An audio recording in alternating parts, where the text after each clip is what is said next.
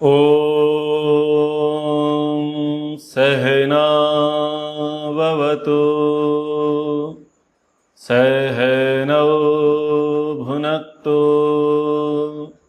सह वीर्यं कर्वावहै तेजस्विनावधीतमस्तु मा विद्विषावहै। ओम शांति शांति शांति। विशुद्ध मनुस्मृति के अंतर्गत 6वें अध्याय का पाठ चल रहा है। वानप्रस्थ आश्रम के पश्चात अब संन्यास आश्रम का उपदेश किया जाता है। महर्षि मनु जी से अन्य जिज्ञासु ऋषिगण वर्णाश्रम धर्म का प्रश्न लेकर के समुपस्थित हुए थे कि गुरुदेव आप हमें वर्णाश्रम धर्म के विषय में बताइए। महर्षि मनु जी ने विस्तार के साथ वर्णाश्रम धर्म में से मुख्य रूप से ब्रह्मचर्य और गृहस्थ को बताया। वानप्रस्थ को हमने पढ़ लिया, अब संन्यास को हम पढ़ेंगे। कहीं कहीं पर ब्राह्मण धर्म बताया, कहीं कहीं पर क्षत्रिय धर्म बताया, कहीं पर वैश्य और कहीं पर शूद्र धर्म को संकेत किया। इस संन्यास धर्म के उपदेश के पश्चात क्षात्र धर्म को विस्तार से कहेंगे, क्योंकि क्षात्र धर्म पर ही राष्ट्र टिका हुआ है। और अगर उत्तम राष्ट्र है, वैदिक राष्ट्र है, तो वर्णाश्रम धर्म संरक्षित रह सकता है। जीवात्मा को पुरुष भी कहते हैं, और पुरुष कब पुरुष है? जब वह पुरुषार्थी हो। पुरुषार्थी यानी पुरुषार्थ करने वाला, और पुरुषार्थ 4 हैं: धर्म, अर्थ, काम और मोक्ष। आश्रम भी 4 हैं: ब्रह्मचर्य, गृहस्थ, वानप्रस्थ और संन्यास। मनुष्य को चाहिए कि वह अपने जीवन का अंतिम लक्ष्य मोक्ष निर्धारित कर लेवे। मोक्ष यानी मुक्ति। किससे? दुख से। किसकी प्राप्ति? सुख की। दुखों की अत्यंत निवृत्ति और सुखों की पर्याप्त प्राप्ति के लिए मनुष्य का जन्म होता है। तो मनुष्य को चाहिए कि मुक्ति की प्राप्ति के लिए वह सन्यासी बने। सन्यासी एक लक्षण है जो ये बताता है कि इसकी सांसारिक वासनाएं समाप्त हो चुकी हैं। प्रतीक चिन्ह है, ड्रेस कोड है। ड्रेस कोड से पता चलता है ये किस डिपार्टमेंट का है, किस विभाग का है, कैसी योग्यता वाला है और कैसे धर्म वाला है। क्योंकि समाज में सब अलग अलग रंग बिरंगे लोग दिखाई देते हैं, तो पहचान किसकी किस प्रकार से होगी? तो सन्यासी की पहचान गेरुआ वस्त्र से होगी, भगवा वस्त्र से होगी। वो उसका ड्रेस कोड होगा, और उससे पता चलेगा कि ये व्यक्ति जो है ये लोकेशणा, वित्तेषणा और पुत्रेषणा से परे जा चुका है। अब अपने आप को इसने अग्नि को समर्पित कर रखा है, यानी परमात्मा को समर्पित कर रखा है। ये मुक्ति की अभिलाषा लेकर के चल पड़ा है। भारत में सन्यासियों के 4 प्रकार माने गए हैं: कुटीचक, बहुदक, हंस और परमहंस। ये 4 प्रकार के प्रकार अन्य अन्य नीति शास्त्रों में मिलते हैं। कुटीचक सन्यासी वो होते हैं जिनके अंदर सामर्थ्य कम है, साधनों का अभाव है। अपने ही परिवार के निकट में जाकर के जिसने कुटी बना ली है, अपने पारिवारिक लोगों से ही जो भरण पोषण की अपेक्षा रखता है और फिर वहां पर साधना में जीवन जीता है, वो होता है कुटीचक। लेकिन उसका भरण पोषण कौन कर रहा है? उसी के पारिवारिक जन। उसके बाद एक दूसरे प्रकार का सन्यासी होता है, इसको बोलते हैं बहुदक। बहुदक जो सन्यासी होता है ये अपने परिवार से कुछ खर्चा नहीं लेता, भरण पोषण नहीं कराता, लेकिन वेशभूषा इसकी सन्यासी की रहती है। ये बाहर भिक्षा लेता है और अपने जीवन का निर्वाह करता है, साधना करता है। इसके बाद हंस होता है। हंस नाम का जो सन्यासी होता है वो कुटीचक और बहुचक से परे होता है। यानी ना तो वो गांव में निवास करता, ना नगर में निवास करता, वो स्वतंत्र रहता है, साधना की स्थिति उसकी बहुत उच्च होती है, योगाभ्यासी वो होता है। और परमहंस जो होता है वो सिद्ध पुरुष के जैसा होता है, परिव्राजक होता है। तो ऐसे 4 प्रकार की जो मान्यताएं सन्यासियों की चल पड़ी हैं, जो लंबे समय से भारत में विद्यमान है। अरण्य, आश्रम, भारती, गिरी, पर्वत, पुरी, सरस्वती, सागर, तीर्थ, वन, ये 10 प्रकार के उपनाम लगाने वाले सन्यासी शंकराचार्य जी ने ये उपाधियां दी थी। तो हम किन सन्यासी को मानते हैं? स्वामी दयानंद सरस्वती जी। तो ये जो सरस्वती जो उपनाम है, ये उसी परंपरा से है जो शंकराचार्य जी ने शुरू की थी। आपने अवधेशानंद गिरी जी सुना होगा, अवधेशानंद गिरी, तो गिरी भी सन्यासी होते हैं, सरस्वती सन्यासी होते हैं। तीर्थ आपने सुना होगा, तीर्थ जैन मुनि जो होते हैं वो अपने नाम के पीछे तीर्थ और सागर, पुलक सागर, तरुण सागर, इस प्रकार से लगाते हैं। तो ये भी सन्यासियों का ही प्रकार है।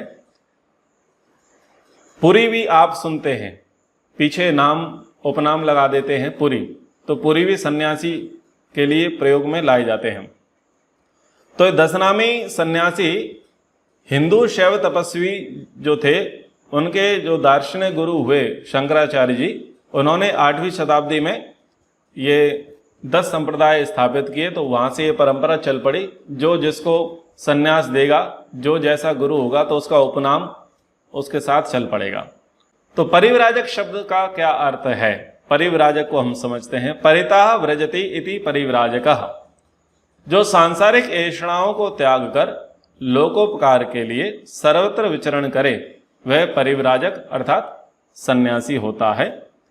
सन्यास संस्कार उसको कहते हैं जो मोहादि आवरण पक्षपात छोड़ के विरक्त होकर सब पृथ्वी में परोपकारार्थ विचरे, उसको सन्यासी कहते हैं। तो चलिए सन्यास धर्म को पढ़ते हैं। अधीत्य विधिवत वेदान पुत्रांचोत्पाद्य धर्मतः इष्ट्वा च शक्तितो यज्ञैर मनो मोक्षे निवेशयेत्।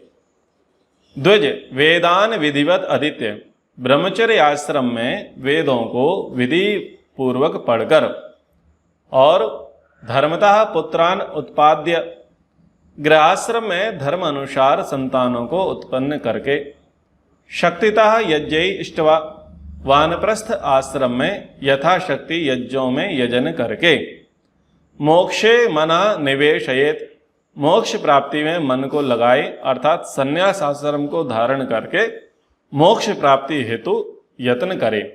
तो यहाँ पर क्रम सन्यासी की चर्चा करी गई है। क्रम सन्यासी जो क्रमशः वर्णाश्रम धर्म का पालन करता है, यानी जिसने पहले ब्रह्मचर्य आश्रम का पालन किया, ब्रह्मचर्य आश्रम के पश्चात जो गृहस्थ में गया, गृहस्थ में जाकर के जो वानप्रस्थी बना, और वानप्रस्थी के पश्चात जो सन्यास को धारण करता है, इसको बोलते हैं क्रम सन्यासी, यानी ये क्रमशः सन्यासी बना है।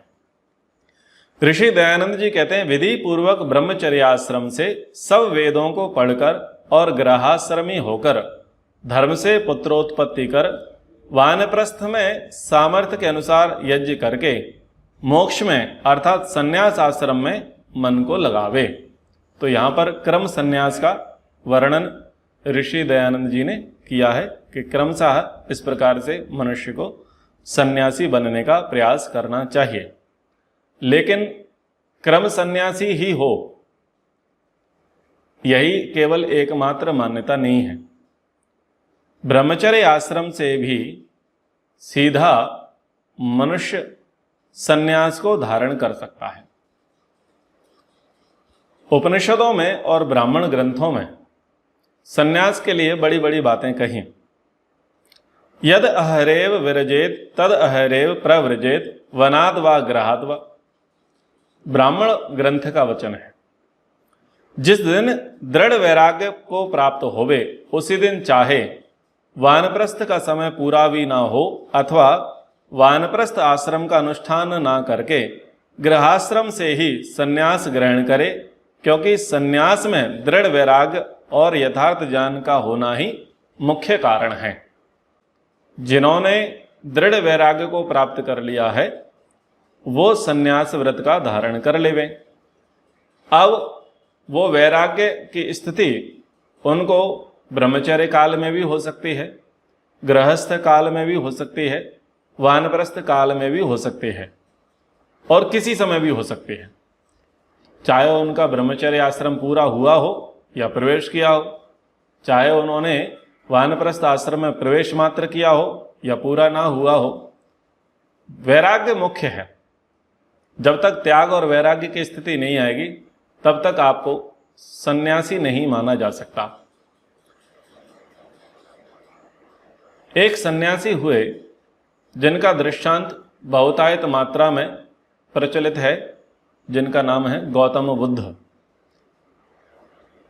उनका विवाह हुआ और विवाह के पश्चात यशोधरा को और अपनी पत्नी को छोड़ करके वो सन्यास की ओर चले गए। उन्होंने सन्यास ले लिया।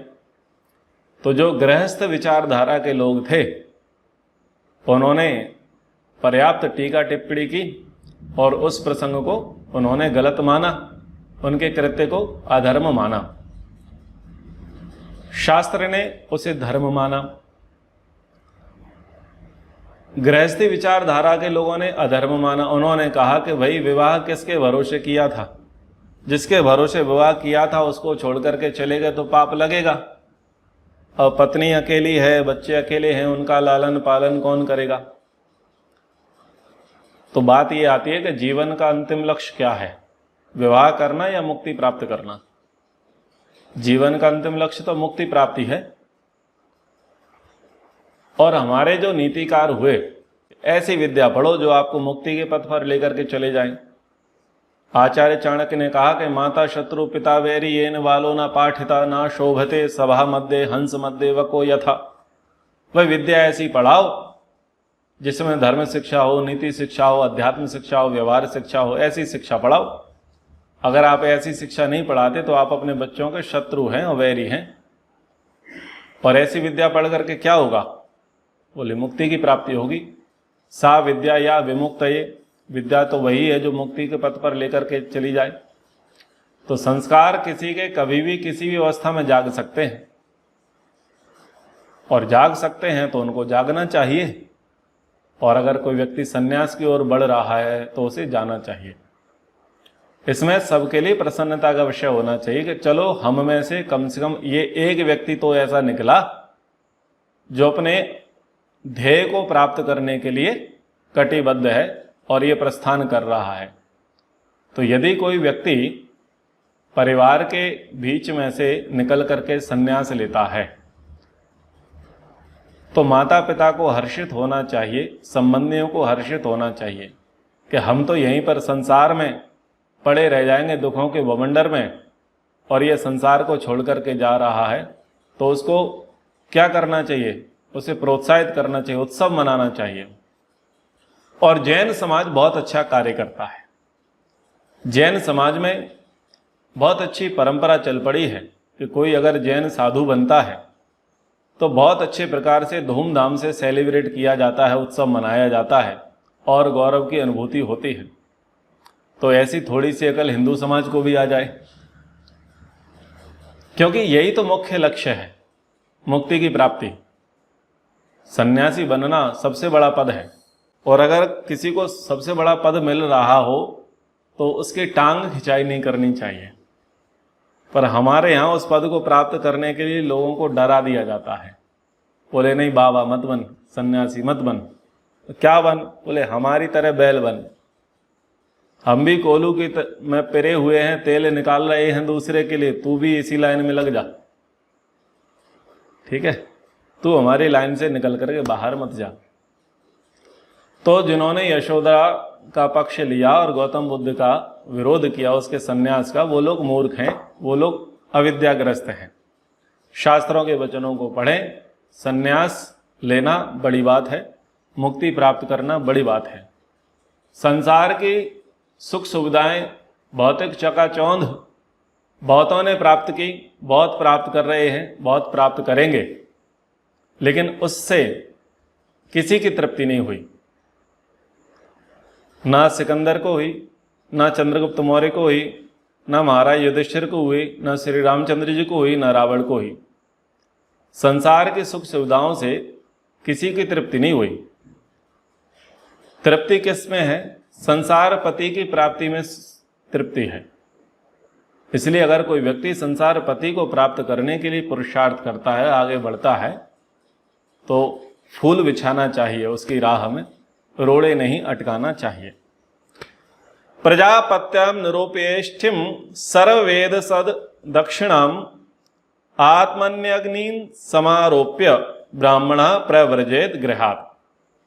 ब्राह्मण क्षत्रिय वैश्य द्विज सर्ववेद सम दक्षिणाम, जिसमें सर्वस्व दक्षिणा में दे दिया जाता है, उस प्रजापत्याम इष्टिम निरूप्य, प्रजापत्य इष्टि नामक यज्ञ को अनुष्ठित करके, अग्निन आत्मनि समारोप्य, गृहस्थ और वानप्रस्थ में प्रयुक्त की जाने वाली गार्हपत्य, आहवनीय, दक्षिणात्य आदि अग्नियों का बाह्य उपयोग त्याग कर उनके उद्देश्यों को आत्मा में धारण करके, अर्थात पाचन यजन याजन आदि कार्य को छोड़कर, गृहात् प्रव्रजेत, गृहस्थ अपना गृह त्याग कर गृहाश्रम से भी संन्यास धारण कर लेवे।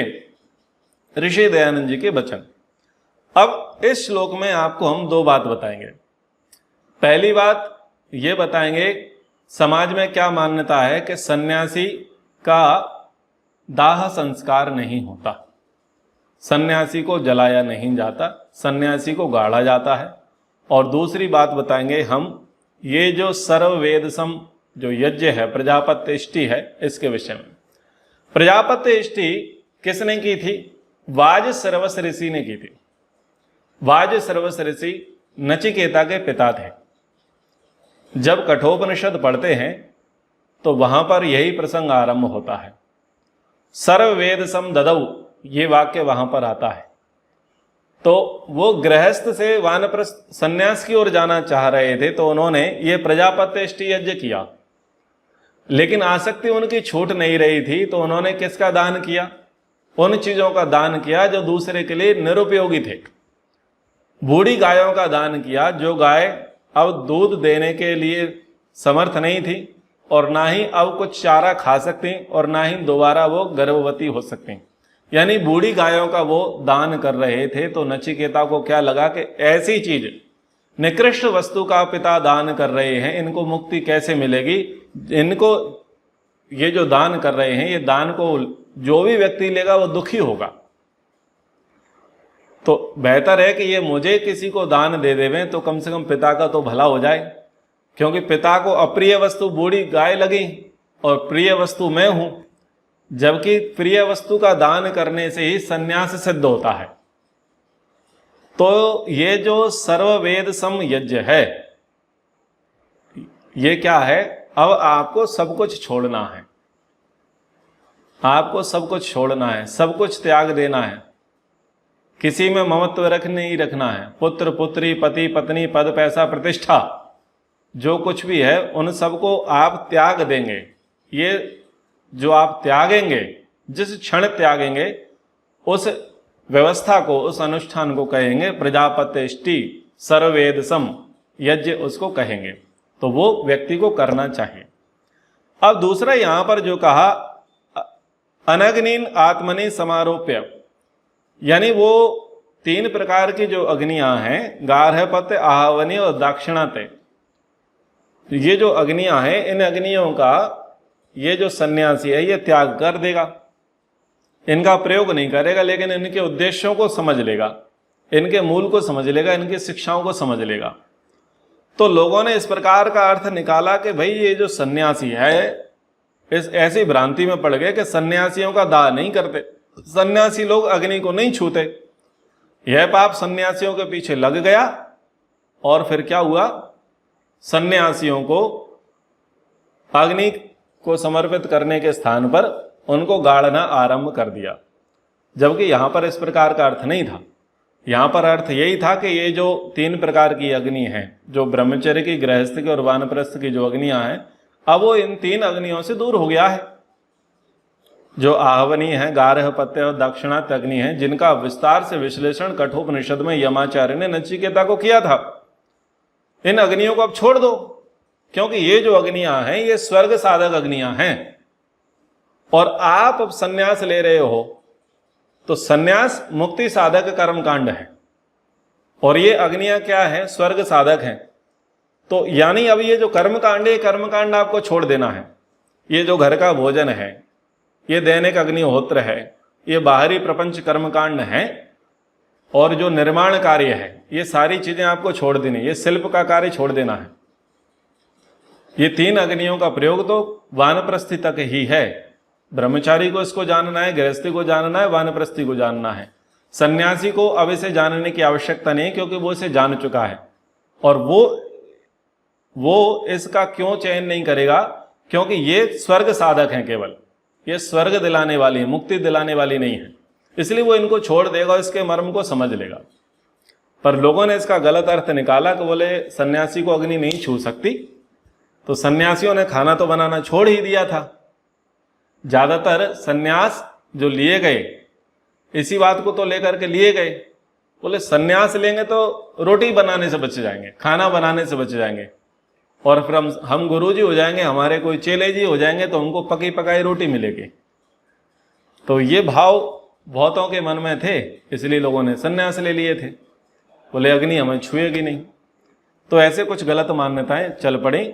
ऋषि दयानंद जी कहते हैं, प्रजापति परमात्मा की प्राप्ति के निमित्त प्रजापत्येष्टि की जिसमें यज्ञोपवीत और शिखा का त्याग किया जाता है, उनको करके आहवनीय, गार्हपत्य और दक्षिणाग्नि संजक अग्नियों को आत्मा में समारोपित करके ब्राह्मण विद्वान गृहस्थ्रम से ही संन्यास लेवे।